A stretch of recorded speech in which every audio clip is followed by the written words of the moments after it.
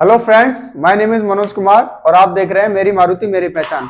आज का वीडियो है कि सीटी का test Maruti Suzuki India limited में 2024 में जो होने जा रहा है, तो उसके लिए हम क्या किस तरीके से प्रिपरेशन कर सकते हैं और किस तरीके के क्वेश्चन आते हैं, तो देख लेते हैं। इसमें सबसे पहले जो आता है वो है जनरल एप्टीट्यूड, यानी कि आपकी सोच किस तरीके की है वो, और उसके अलावा कुछ टेक्निकल क्वेश्चंस आते हैं, जैसे वेल्ड से हो गया, वेल्ड से रिलेटेड आ जाएगा, टर्नर से रिलेटेड आ जाएगा। ठीक है, जो भी टेक्निकल ट्रेड्स होती हैं उनसे रिलेटेड क्वेश्चन आ जाएंगे। ठीक है, इलेक्ट्रीशियन या इलेक्ट्रिकल। ठीक है, और जैसे ओम का नियम हो गया, और करंट का जो एसआई मात्रक होता है, एसआई यूनिट्स होती हैं। ठीक है, और रेजिस्टेंस की, तो इस तरीके से क्वेश्चन आएंगे, टेक्निकल क्वेश्चन। और इसके अलावा थर्ड होता है about Maruti Suzuki general awareness, तो मारुति सुजुकी के बारे में हमें कितनी जानकारी है, उसमें से भी क्वेश्चन आएंगे। ठीक है, और बिहेवियरल साइकोमेट्रिक, साइकोमेट्रिक जैसे आपको बाहरी ज्ञान कितना है, आप किस सिचुएशन में किस तरीके का डिसीजन लेते हैं, इससे रिलेटेड क्वेश्चन आएंगे। और अगर आपकी मशीन खराब है या फिर कोई आपको परेशान कर रहा है, तो कंपनी में किसी तरीके की कोई भी ऐसी एक्टिविटी होती है जिससे आपको परेशानी होती है या फिर कंपनी के काम में कोई दिक्कत आती है, तो उन चीजों से रिलेटेड उस समय पे आप किस तरीके का एक्शन लेते हैं, तो उससे रिलेटेड ये क्वेश्चन आएंगे। तो इसको चार पार्ट्स में डिवाइड किया गया है। ठीक है, तो इस तरीके से हम आगे जानेंगे। तो आगे की चीजों को जानते हैं। ठीक है, अबाउट मारुति सुजुकी, अगर हम मारुति सुजुकी के बारे में जानेंगे तो देख लेते हैं।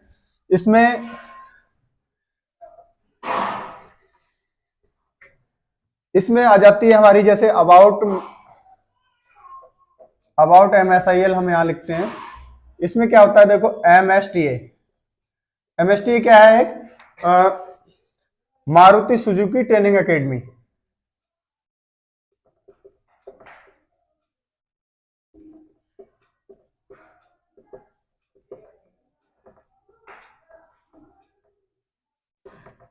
एमएसटी क्या है, मारुति सुजुकी ट्रेनिंग एकेडमी। कोई भी बंदा जो नया बाहर से आता है या एक्सपीरियंस पर्सन आता है, तो सबसे पहले कहां जाएगा, एमएसटी में जाएगा। एमएसटी में क्या करेंगे, उसको ट्रेनिंग देते हैं। तो ट्रेनिंग मारुति के बारे में बताते हैं कि मारुति का वर्क कल्चर क्या है और किस तरीके से हमने काम करना है, रूल्स होते हैं, स्टैंडर्ड्स होते हैं, वो सारी चीजें वहां बताई जाती हैं। तो without passing the MST you can not enter the MSIL. तो मारुति सुजुकी ट्रेनिंग एकेडमी क्या है, ये एक आधार है जहां से हम शुरुआत करते हैं अपने मारुति सुजुकी के जो हमारा फ्यूचर है, अपनी मारुति की लाइफ की। ठीक है, तो मारुति सुजुकी यानी कि एमएसटी की फुल फॉर्म होती है मारुति सुजुकी ट्रेनिंग एकेडमी। ठीक है, इसके अलावा हम कुछ और फुल फॉर्म्स को जानेंगे, जैसे मारुति में जो कुछ स्टैंडर्ड होते हैं।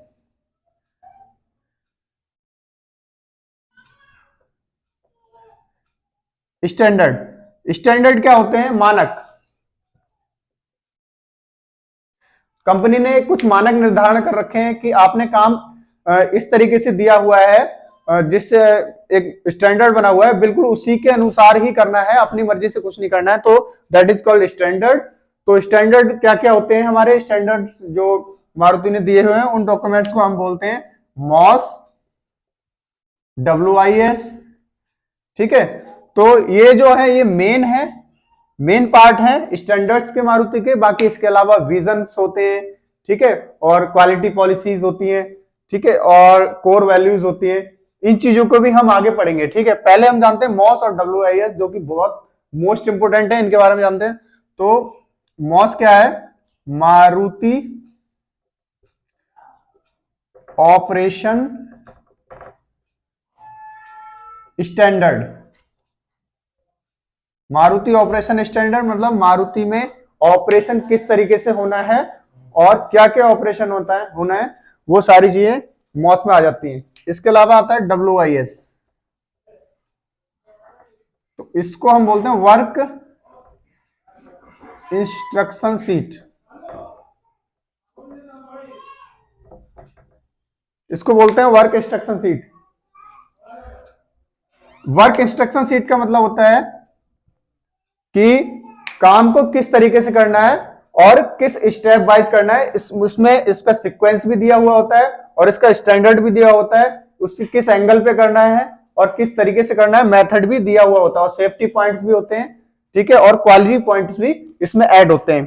तो ये दो चीजें काम करने के लिए मारुति में बहुत ज्यादा इंपॉर्टेंट है, मॉस और WIS, ठीक है। इसके अलावा हम आगे जानते हैं, इसके अलावा हम क्वालिटी के बारे में जानेंगे, या फिर जो हम कोई भी काम करते हैं, किसी भी काम की अगर हम शुरुआत करते हैं तो उसमें जो फर्स्ट स्टेप होता है वो क्या होता है, वो होता है प्लान। क्या होता है? प्लान। तो इसमें पीडीसीए, पीडीसीए एक स्टैंडर्ड मारुति ने बनाया हुआ है, पीडीसीए। उसमें पी का मतलब होता है प्लान, और डी का मतलब होता है डू, और सी का मतलब होता है चेक, और ए का मतलब होता है एक्ट। एक्ट मतलब एक्शन, जो भी हम क्रिया या प्रतिक्रिया लेंगे, ठीक है। तो प्लान, कोई भी अगर हमें काम करना है, कोई बिजनेस करना है या फिर कोई जॉब करनी है, कुछ भी हमें फ्यूचर के लिए प्लान करना है, कोई भी हम काम करने जा रहे हैं, तो हम सबसे पहले करते हैं प्लान कि हमारा वर्क क्या होगा, प्रॉफिट क्या होगा, और किस तरीके से प्रोसेसिंग होगी, कितनी मैन पावर होगी, और कितना हमारा बेनिफिट होगा। तो इस सारी चीजों को हम क्या करते हैं, प्लान करते हैं।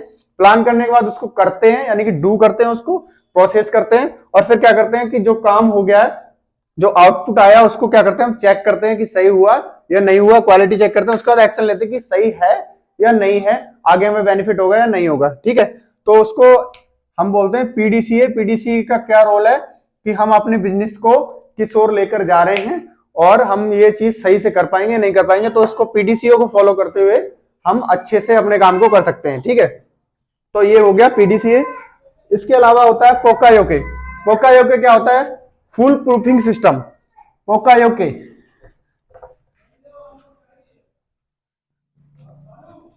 ये होता है पोका योके। पोका योके क्या होता है? फुल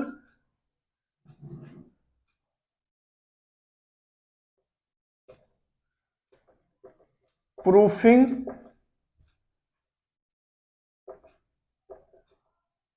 फुल प्रूफिंग सिस्टम का मतलब ये है कि हमें बंदा गलती से भी गलती ना कर सके, ठीक है। तो हमने एक स्टैंडर्ड लगाया हुआ होता है, मतलब जैसे कहीं पे लाइट लगा दी या कुछ लगा दिया, तो उससे ये पता चल जाएगा कि ये मटेरियल यहां से उठाना है, या कुछ वहां पे कोई बोर्ड लगा दिया। तो इस तरीके से जो भी गाड़ी में जिस भी गाड़ी में जो पार्ट लगाना है, वहां पे एक इंडिकेशन दे दिया जाता है, जिससे कि हमें पता चल जाता है कि ये पार्ट यहाँ पे लगना है। तो फुल प्रूफिंग सिस्टम्स होते हैं, जैसे कुछ कॉर्डलेस लिमिट रेंच होते हैं LCW, जिससे कि हमें बोल्ट नट टाइट करना है, तो अगर हम उसको जब तक टाइट नहीं करेंगे तब तक लाइन आगे नहीं बढ़ेगी, लाइन स्टॉप हो जाएगी। तो इस तरीके से कुछ स्टैंडर्ड होते हैं। जैसे इसी का एक पार्ट होता है पिका पिका। पिका पिका क्या होता है? Light blinking system.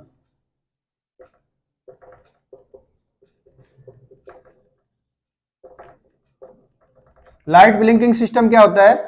जैसे लाइट क्या करती है? ब्लिंक करती रहती है। अगर मान लो कोई गाड़ी आ रही है, मान लो ग्रैंड विटारा बन रही है, और ग्रैंड विटारा का पार्ट हम लगा रहे हैं, एक ही लाइन पे कभी कभी दो दो तीन तीन गाड़ियां भी, तीन तीन मॉडल भी बनते हैं।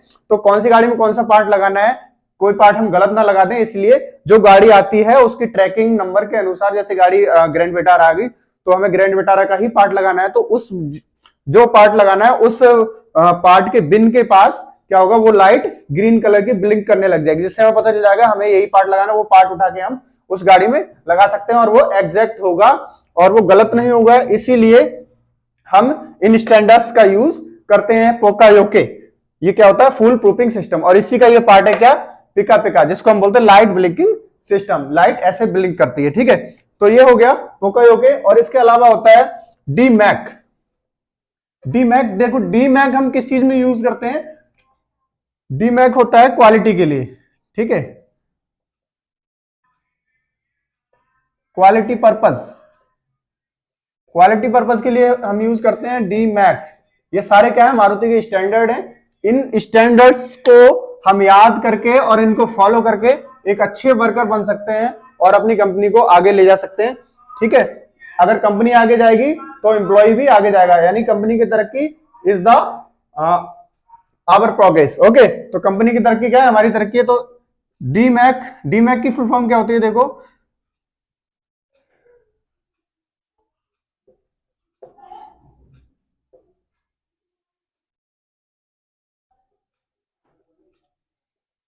डी का मतलब होता है डिफेक्ट, एम का मतलब होता है मेजरमेंट, और ए का मतलब होता है एनालिसिस, ठीक है, और आई का मतलब होता है इंस्पेक्शन, और सी का मतलब होता है कंट्रोल, ठीक है। तो ये क्या है, डिफेक्ट, मेजरमेंट, और इसको एनालाइज करके, उसका इंस्पेक्शन करके, उसको कंट्रोल करने का एक स्टैंडर्ड है। इस तरीके से हम डिफेक्ट को मेजर कर सकते हैं, और फिर मेजर करने के बाद उसको क्या करते हैं, एनालाइज करते हैं कि डिफेक्ट क्यों आया है और कितना बड़ा डिफेक्ट है, और फिर उसका दोबारा से इंस्पेक्शन करते हैं एनालाइज करने के बाद कि ये कौन सा डिफेक्ट है, और कंट्रोल करते हैं फिर उसको, उसके उपाय ढूंढते हैं कि किस तरीके से हम इसको कंट्रोल करें। तो ये एक ग्राफ बनाया हुआ है मारुति ने, तो इसको हम बोलते हैं एक दूसरे वर्ड में, in another word we can say it the fish bone diagram. It is called the fish bone diagram as well, ठीक है। तो इसको हम क्या बोल सकते हैं, फिश बोन डायग्राम भी बोल सकते हैं, डीमैक। और ये क्या है, मारुति का क्वालिटी चेक करने के लिए, यानी कि डिफेक्ट को चेक करने के लिए, डिफेक्ट को मेजरमेंट करने के लिए, उसको एनालाइज और इंस्पेक्शन और उसको कंट्रोल करने के लिए ये मारुति का स्टैंडर्ड है, दैट इज कॉल्ड डीमैक, ठीक है। ये शॉर्ट फॉर्म है इसकी, और इसको हम इस तरीके से जानेंगे, ठीक है। तो नेक्स्ट हम देखते हैं, नेक्स्ट होता है ओईई। ये सारे वर्ड्स आप स्क्रीनशॉट ले लीजिए या फिर अपनी डायरी में नोट कर लीजिए, ये आपके एग्जाम में जरूर आएंगे, हो सकता है सारे ना आए, बट इसमें से 80% ये वर्ड्स आपको देखने को मिल जाएंगे एग्जाम में, ठीक है। तो ओईई, ओईई क्या होता है, overall, overall equipment efficiency. Overall equipment efficiency क्या होता है, इफिशियंसी मतलब होता है कि उसकी अभी पावर कितनी है, अभी क्षमता कितनी है, या फिर लाइफ कितनी है, ठीक है, लाइफ कह सकते हैं हम इसको, और अभी कितना काम कर सकती है मशीन, ठीक है, अभी किस लेवल पे है, और कितनी सही है कितनी खराब है, इस चीज को हम इफिशियंसी बोलते हैं। तो इक्विपमेंट आप समझ गए होंगे, जैसे मशीन्स होती हैं, टूल्स होते हैं, सारी चीजें क्या है, इक्विपमेंट्स, और ओवरऑल का मतलब सारा, पूरी शॉप में या पूरी कंपनी में, ठीक है। तो ओईई, ओवरऑल इक्विपमेंट इफिशियंसी, यानी कि जो भी मशीन्स, जो भी टूल्स, या फिर जो भी गाड़ियां, जो भी टूल्स, कोई भी मशीन, रोबोट्स, ये सारी चीजें जो भी काम में आ रही हैं कंपनी में, जो भी एसेट्स हैं, वो क्या क्या है, मतलब उनकी क्षमता कितनी है, कितनी लाइफ बची है, उसको बोलते हैं ओवरऑल इक्विपमेंट इफिशियंसी, ठीक है। तो उसको हम निकालते हैं कि अभी हमारी मशीन की लाइफ कितनी है और कितने पार्ट आगे बनाएगी ये, ठीक है। तो हमारी मशीन की कॉस्ट कितनी लगेगी और पार्ट्स बनाने में कॉस्ट कितनी लगेगी, उसके बाद ये कितनी बना सकती है, तो इससे हमारा कितना खर्चा हो जाएगा इसमें, और पार्ट हम बनाएंगे तो कितने बन जाएंगे, और वो कितने का बिकेगा, और सारी कॉस्ट कितनी होगी, उसमें से जो हमारा मशीन्स का, इक्विपमेंट्स का हम माइनस करेंगे तो हमें कितना बेनिफिट होगा। तो इस चीज का हम इसको ओवरऑल लेके हम एक अपना डेटा निकाल लेते हैं, जिससे कि हम अपना बेनिफिट प्लान कर लेते हैं कि हमारा कितना बेनिफिट होगा, इसी के हिसाब से हम गाड़ी की कॉस्ट रखते हैं, ठीक है। अगर हम ये सारी चीजें चेक नहीं कर पाएंगे, कंपनी इन सारी चीजों को प्लान नहीं करेगी, तो क्या होगा, हम लॉस में जा सकते हैं, या कंपनी लॉस में जा सकती है, तो हम भी लॉस में जाएंगे, एम्प्लॉय भी लॉस में जाएंगे। तो इन सारी चीजों की जानकारी हमें होनी चाहिए, तो दैट इज कॉल्ड ओईई। इसके अलावा होता है 5S। 5S क्या होता है, ये 5S का, यानी कि 5 SO का एक मिश्रण है, that is the compound of the 5S, and that is the word of Japanese, ठीक है।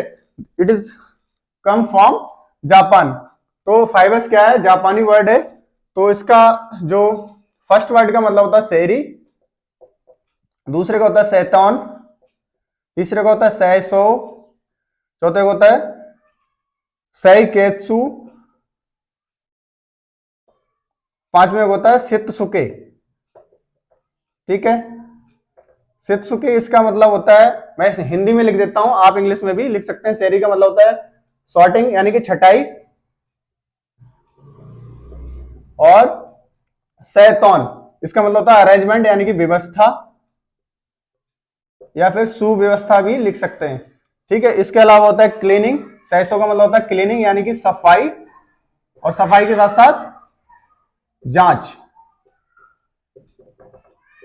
ठीक है, और सैकेत्सु, सैकेत्सु क्या होता है? मानकीकरण, मानकीकरण यानी कि स्टैंडर्डाइजेशन। और इसके अलावा शित्सु क्या होता है? डिसिप्लिन, डिसिप्लिन क्या होता है? अनुशासन। ठीक है, अनुशासन।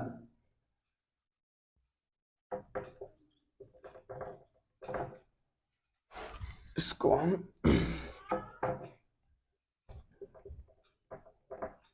अनुशासन। ठीक है, तो अगर अनुशासन होगा तब हम ये ऊपर की चारों चीजों को मेंटेन कर सकते हैं। तो अनुशासन यानी कि discipline is the main part of the 4 columns of the 5S। ठीक है, तो चारों चीजों को मेंटेन रखने के लिए क्या जरूरी है? अनुशासन। तो अनुशासन आप अपने अंदर लाएं जिससे कि आप सारी चीजों को मेंटेन करें। चारों चीजों को मेंटेन करने से हम बहुत सारी चीजों में सुधार ला सकते हैं, आगे बढ़ सकते हैं और वेस्टेज को भी बचा सकते हैं और अपनी कॉस्ट यानी कि मनी सेविंग कर सकते हैं। ठीक है, तो छटाई हो गया। अगर हम कोई भी सामान इकट्ठा बिखरा हुआ पड़ा है, सारे मिक्स पड़ा हुआ है, तो हम सबसे पहले क्या करेंगे? छटाई करेंगे। जैसे दिवाली आती है, दिवाली में छटाई करते हैं, उसके बाद क्या करते हैं? सुव्यवस्था, उसको रखने की जगह बनाते हैं, अरेंजमेंट करते हैं, उसके बाद सफाई करते हैं। ठीक है, और जांच करते हैं क्या चीज सही है और क्या खराब है, क्या मतलब की हमारे, क्या मतलब की नहीं है, उसको अलग अलग करते हैं। फिर मानकीकरण के उसके स्टैंडर्ड बनाते हैं कि ये चीज यहाँ पे रखी जानी चाहिए, और उस पर एक चिट लगाते हैं, नेम लगाते हैं। ठीक है, तो उसी अनुसार हमने स्टैंडर्डाइजेशन यानी कि कंपनी में भी इन सारी चीजों को लागू करना है, अप्लाई करना है। ठीक है, so that is called 5S।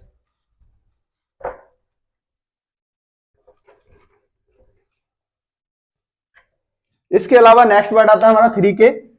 3K भी एक मारुति का स्टैंडर्ड है, तो इसको हम, ये भी एक जापानी वर्ड है।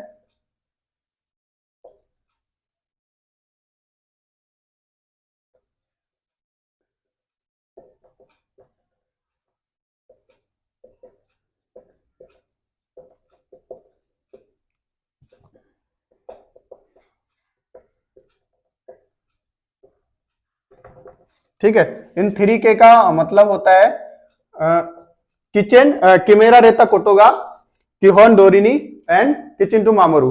तो फर्स्ट के यानी कि किमेरा रेता कोटोगा का मतलब होता है व्हाट हैज बीन डिसाइडेड, यानी कि जो निश्चित किया गया है,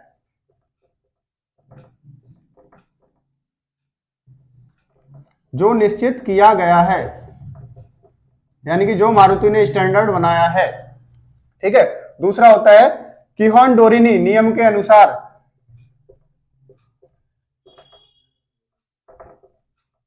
किहोन डोरिनी मतलब नियम के अनुसार, यानी कि एज पर द स्टैंडर्ड, जैसे कि स्टैंडर्ड बता रहा है, जैसे कि मानक मारुति ने डिसाइड किया हुआ है।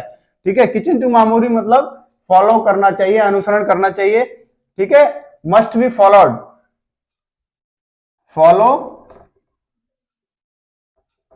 करना चाहिए, यानी कि जो भी निश्चित किया गया है, मारुति ने जो भी स्टैंडर्ड बनाया है, उसको उसके नियम के अनुसार ही as per the standard must be followed, यानी कि फॉलो करना चाहिए। ठीक है, तो ये भी मारुति का एक स्टैंडर्ड है, दैट इज कॉल्ड 3K। आप लोग नोट कर लीजिए और इसको बार बार पढ़ लीजिए, रट मार लीजिए तुत्ते की तरह।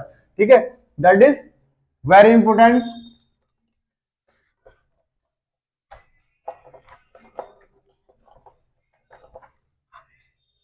इसके अलावा फोर्थ है 3M। 3M भी होता है मुदा, मूरा और मूरी, मुदा, मूरा, मूरी। ठीक है, तो आप इसमें देख सकते हैं मुदा का मतलब होता है वेस्टेज। ठीक है, और मूरा मतलब होता है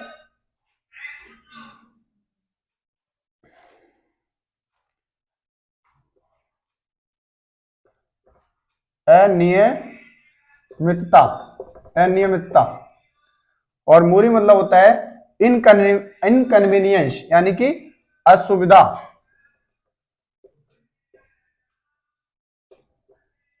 ठीक है, वेस्टेज मतलब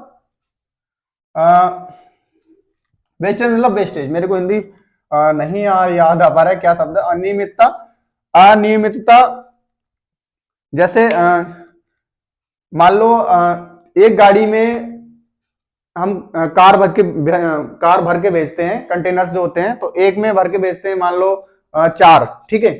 तो इस हिसाब से हमारे पास हमें 12 गाड़ियां भेजनी है और हमारे पास कंटेनर है 3, ठीक है। तो कभी कभी हम क्या करते हैं, हमारे पास 12 की जगह 11 हो गई, तो हम क्या करते हैं, एक में 5 भर दो, एक में 6 भर दो, ठीक है। तो क्या हो जाएगा, गाड़ी ओवरलोड हो जाएगी और अनियमितता हो जाएगी। एक में 5 है तो वो भी ओवरलोड है, 6 है तो भी ओवरलोड है, ठीक है। तो क्या करना चाहिए, 4 गाड़ी भेजने की कैपेसिटी तो 4 ही भेजनी चाहिए, और लास्ट में जो 3 बचती हैं तो उसको एक और ऐड करके जब नेक्स्ट टाइम में एक और ऑर्डर आ जाए तो पूरी की पूरी गाड़ियां, यानी कि जो भी स्टैंडर्ड बनाया गया है, जितनी उसकी कैपेसिटी है उतना ही भेजना चाहिए। अगर हम कम भेजेंगे तो हमारा वेस्टेज ज्यादा होगा, फ्यूल ज्यादा होगा और किराया भी ज्यादा आएगा, तो हमारे कॉस्टेज बढ़ जाएगी। इस हिसाब से क्या हो जाएगा, अनियमितता हो जाएगी। और जिसमें अगर हम ओवरलोड ज्यादा कर देंगे तो क्या होगा, गाड़ी पलट सकती है, कोई एक्सीडेंट हो सकता है, या गाड़ी खराब हो सकती है, या डिले हो सकती है। तो इस हिसाब से भी हमारे लिए क्या होगी, असुविधा हो जाएगी, और जो भी हमारा खर्चा ज्यादा आएगा वो क्या हो जाएगा, वेस्टेज हो जाएगा। तो ये 3M भी हमें बहुत ज्यादा काफी अच्छी चीज बताता है और काफी जानकारी देता है। ये भी एक प्लान है, ये भी एक स्टैंडर्ड है, इसके अनुसार हम चलेंगे तो काफी एक्स्ट्रा वेस्टेज से बच सकते हैं, ठीक है। तो इसको भी लागू करते हैं मारुति में, तो that is called 3M।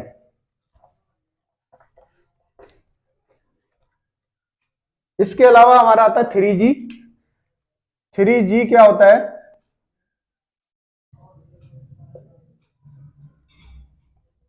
3G होता है गैम्बा, गैम्बू, गैम्बूत्सु बोलते हैं इसको, ठीक है। गैम्बा, गैम्बूत्सु और गैंजीत्सु, ठीक है। इसको हम गैंची भी बोल देते हैं, दैट इज कॉल्ड गैंची एज वेल। सो गैम्बा क्या होता है, go to the spot, see the actual problem,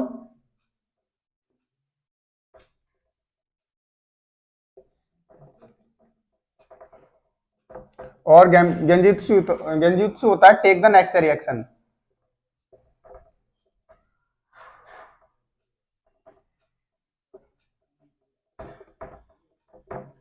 ठीक है, गो टू द स्पॉट मतलब जगह पे जाओ। जैसे अगर कहीं पे कोई मशीन खराब हो गई है और मेंटेनेंस वालों को कॉल कर दिया कि आप आ जाइए यहाँ पे, तो मेंटेनेंस वाले ने क्या कर दिया, अरे सर क्या प्रॉब्लम है, बंदे ने बता दिया ये प्रॉब्लम है, तो बोल दिया ऐसे कर ले, ठीक है, इसको ऐसा कर, ये वाला वायर निकाल दे और ये वाला लगा दे, ठीक है। तो ऐसा क्या हो सकता है, जो बंदा अनजान है वो फोन पे बताने पे हो सकता है उसको क्लियर ना हो, और वो दूसरा वायर वहां लगा दे और उसकी जगह पे कोई फॉल्ट हो जाए और मशीन खराब हो जाए या फिर बंदे को करंट लग जाए, तो ऐसा कुछ हो सकता है। तो इसलिए ये 3G फॉलो करना बहुत जरूरी है, that is also related to the safety.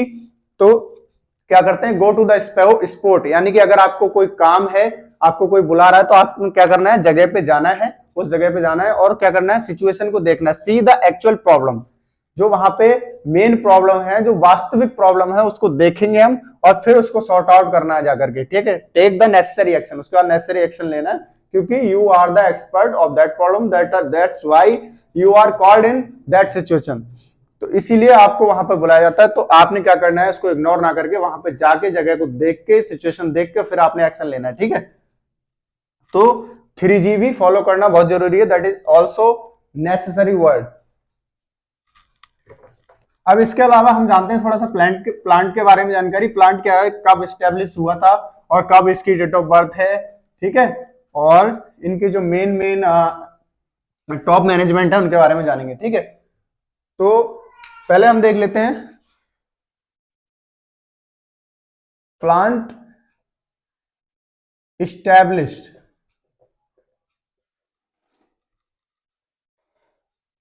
Plant कहां कहां पर है पहले वो देखेंगे, ठीक है। पहले सबसे पहले है गुड़गांव, दूसरा है मानेसर। मानेसर में कौन कौन से प्लांट है, एक तो है कार प्लांट, दूसरा है इंजन प्लांट यानी कि पावर ट्रेन प्लांट,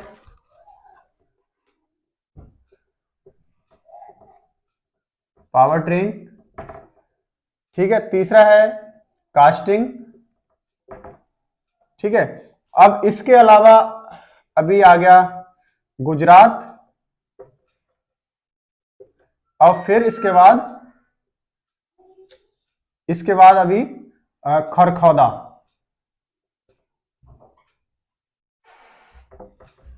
इसके बाद आ गया खरखौदा, ठीक है। तो इतने सारे plants Maruti Suzuki India limited के इंडिया में हैं, ठीक है।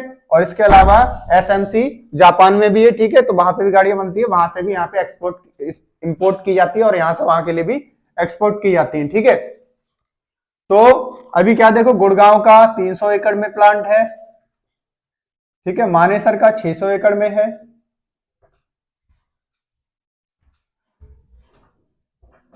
और कार प्लांट 600 एकड़ में है। पावर ट्रेन का मेरे को पता नहीं है, कास्टिंग का I don't know exact, okay. तो इसके बारे में आप पता कर लेना। तो गुजरात का आई थिंक 800 एकड़ में है, और ये वाला भी 900 एकड़ में है, खरखौदा, ठीक है। तो ये हुई प्लांट के बारे में जानकारी, और इसको आप नोट कर लीजिएगा। अब देखते हैं हम Maruti work culture. Maruti work culture क्या है?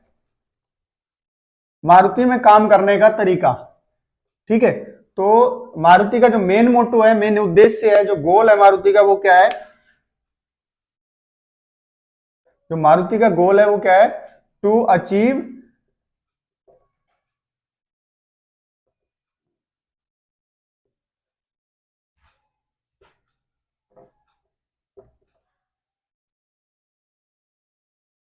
Eight low cost, to achieve high quality at low cost at first time. यानी कि पहली बार में ही हाई क्वालिटी का और कम कीमत में, पहली बार में ही कम कीमत में और हाई क्वालिटी का उत्पाद प्राप्त करना, अच्छी क्वालिटी का उत्पाद बनाना पहली बार में ही और कम कॉस्ट पर। ये है मारुति का उद्देश्य, यानी कि गोल, ठीक है। तो इस गोल पे हमने काम करना है। और इसके अलावा देखिए मारुति में काम करने का तरीका, इसमें एक कानवान कार्ड होता है। कानवान, कानवान क्या होता है? ये भी एक जापानी वर्ड है। ये इनमें 3 तरीके के कार्ड होते हैं, जो कि हमें प्रोडक्ट के बारे में जानकारी देते हैं कि ये किस लेवल पे है प्रोडक्ट। तो जैसे येलो है, येलो कलर का कार्ड होगा, एक व्हाइट होगा। इसके अलावा अदर कंपनीज में अलग अलग कलर के भी हो सकते हैं। तो यहाँ पर येलो, व्हाइट और पिंक होते हैं।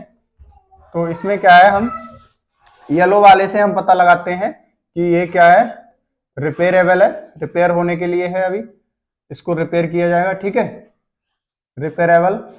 और व्हाइट का मतलब होता है कि ओके है, और पिंक का मतलब होता है ये रिजेक्ट है, ठीक है।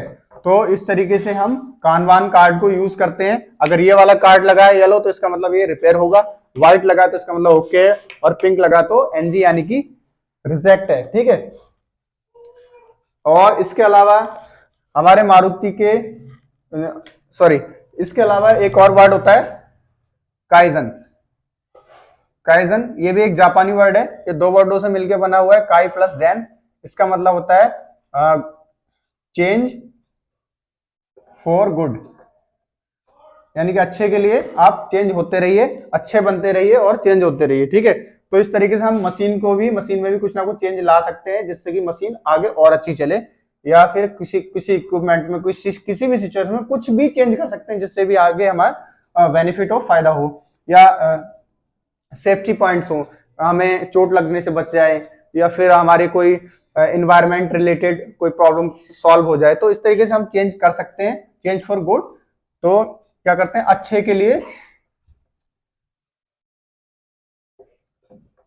के लिए, बदलाव, चेंज फॉर गुड, ठीक है। तो ये दैट इज कॉल्ड काइजन। इसके अलावा हमारा होता है मारुति की जो टॉप मैनेजमेंट है, उनके बारे में 1-2 नाम हम जान लेते हैं, जो कि हमारे एग्जाम में आ सकते हैं, या फिर इंटरव्यू में भी पूछे जा सकते हैं, ठीक है। तो सबसे पहले हमारे एमडी का नाम पहले कुछ और था, तो अभी जो एमडी है वो है हिसासी ताकेउची सान, हिसासी ताकेउची सान या हिसासी ताकेउची सर, ये क्या है, एक जापानीज, ये क्या है, जापान से हैं, जापानीज है ये। तो हिसासी ताकेउची सर यानी कि मैनेजिंग डायरेक्टर है, एमडी है, ठीक है। इसके अलावा हमारे इंडिया के पीएम, पीएम ऑफ इंडिया सभी जानते होंगे, तो हो सकता है इसका भी एक क्वेश्चन आ जाए एग्जाम में। पीएम ऑफ इंडिया कौन है? नरेंद्र मोदी, नरेंद्र मोदी। और इसके अलावा जो हमारे जो चेयरमैन है, कंपनी के चेयरमैन कौन है? कंपनी के चेयरमैन, चेयरमैन यानी कि जो मालिक के बाद जो सेकंड नंबर है, जो फर्स्ट नंबर पे आता है, जो डायरेक्टर होता है, उसके बाद जो जिसका नंबर होता है डायरेक्टर के बाद, वो कौन होता है? चेयरमैन। तो यही सारी कंपनी को लगभग लगभग देखते हैं, जो डायरेक्टर होते हैं उनका ज्यादा रोल नहीं होता है, ठीक है। तो यही देखते हैं। चेयरमैन अभी हमारे यहाँ पर है आरसी भार्गवा, आरसी भार्गवा यानी कि रविंद्र चंद भार्गवा, ठीक है। और ये हरियाणा के रहने वाले हैं, पहले एक आईएएस थे, तो अभी ये क्या है, मारुति में चेयरमैन है और काफी समय से हैं, ठीक है। आरसी भार्गवा जी हो गए। इसके अलावा जो हमारे डायरेक्टर हैं कंपनी के, डायरेक्टर कौन है? Osamu, Osamu Suzuki, Osamu Suzuki सान, ठीक है, या ओसामू सुजुकी सर, ठीक है। तो ये भी जापानीज है, ओसामू सुजुकी सान, ठीक है। अभी इसके अलावा हम देख लेते हैं कि जो मारुति का जापान, जापान इंडिया शेयर है, वो क्या क्या है? जापान इंडिया शेयर अभी लगभग लगभग मैं आपको बता रहा हूं, जापान का है 56 के आसपास और हमारा है 44%, ठीक है। तो इस तरीके से हमारा ज्वाइंट वेंचर है मारुति सुजुकी का। तो मारुति इज द जापानी, Maruti is the Indian word and जापानी is the Suzuki is the जापानी वर्ड, ठीक है। इसके अलावा हमारा सेफ्टी पॉइंट्स हैं, सेफ्टी वर्ड्स हैं कुछ, इनके बारे में हम जान लेते हैं और उसके बाद वीडियो को एंड करेंगे। आई थिंक मेरे को लगता है वीडियो काफी लंबी हो चुकी है और आप लोग भी बोर हो चुके हैं, तो दो चार वर्ड्स और कवर कर लेते हैं। तो सेफ्टी पॉइंट्स क्या है? सेफ्टी पॉइंट्स जैसे इसमें आता है पीपीई, इसके अलावा आ गया गैंगवे, गैंगवे, इसके अलावा है black yellow strips, black yellow strips होती हैं और रेड येलो स्ट्रिप्स होती हैं, ठीक है। रेड येलो स्ट्रिप्स, ठीक है। तो सेफ्टी पॉइंट्स में पीपी क्या होता है? पीपी की फुल फॉर्म है, देखो, पीपीई, पर्सनल प्रोटेक्टिव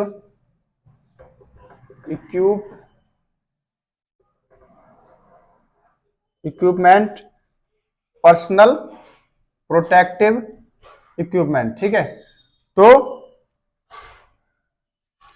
पर्सनल मतलब खुद की यानी कि व्यक्तिगत, और प्रोटेक्टिव मतलब बचाने वाले, इक्विपमेंट मतलब जो टूल्स हैं, जो औजार हैं, ठीक है, इक्विपमेंट्स बोल सकते हैं, ठीक है। पर्सनल प्रोटेक्टिव इक्विपमेंट यानी कि खुद को बचाने रखने वाले, हमारे शरीर को बचा के रखने वाले, सेफ रखने वाले इक्विपमेंट्स क्या कहलाते हैं? पीपी कहलाते हैं। जैसे कि ग्लव्स हो गया, मास्क हो गया, सेफ्टी गूगल हो गया, ईयर प्लग्स हो गए, हेलमेट हो गए, सेफ्टी शूज हो गए, एप्रन हो गए, रिस्ट कवर हो गया, ठीक है, लूज ड्रेस हो गई। तो इस तरीके से ये सारी चीजें क्या होती हैं?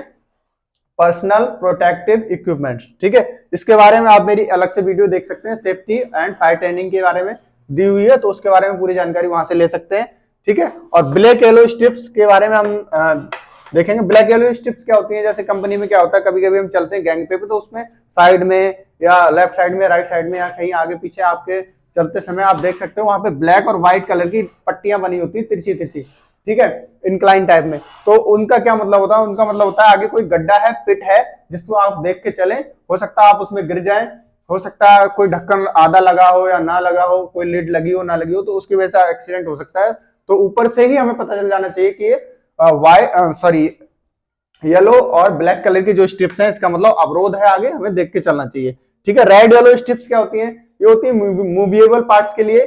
रेड और येलो जब हम देखते हैं तो हमें दूर से पता चल जाना चाहिए कि यहाँ पर कोई चीज कंटिन्यू मूव हो रही है, आगे पीछे अपने जो भी उसका एरिया डिसाइड किया है वहां से आगे पीछे मूव हो रही है, तो उसको देख के हमें चलना चाहिए, जिससे कि हमारा एक्सीडेंट ना हो, हमारे हाथ पैर में किसी भी तरीके की कोई चोट ना लगे।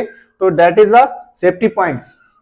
और गैंगवे देखो, गैंगवे में भी कई तरह के कलर होते हैं, ग्रीन कलर होता है एक, वहां पे ब्राउन कलर होता है, तो ब्राउन कलर होता है हमारे चलने के लिए, ग्रीन कलर होता है हमारा जहां पे हम वर्क हो रहा है, वहां पे कोई भी सामान रखा हुआ है तो वहां पे ग्रीन कलर का पेंट कर दिया होता है, तो उससे हमें पता चलता है ये वर्किंग एरिया है और ये हमारा गैंगवे है हमारे चलने के लिए। तो वो डिसाइड किया हुआ है, उसके अनुसार जो स्टैंडर्ड बने हुए हैं उसी को हमें फॉलो करना चाहिए, जिससे कि हम अपनी सेफ्टी इंश्योर कर सकें और कंपनी के हित में जा सकें, जिससे कि हमारी कंपनी की रेपुटेशन भी बनी रहे और बाहर कोई किसी भी तरह की अफवाह ना फैले कि कंपनी में किसी तरह के एक्सीडेंट होते हैं इस तरीके से। ठीक है, तो आज की वीडियो में बस इतना ही और मिलते हैं नेक्स्ट वीडियो में। Thank you for watching, bye bye, चाओ।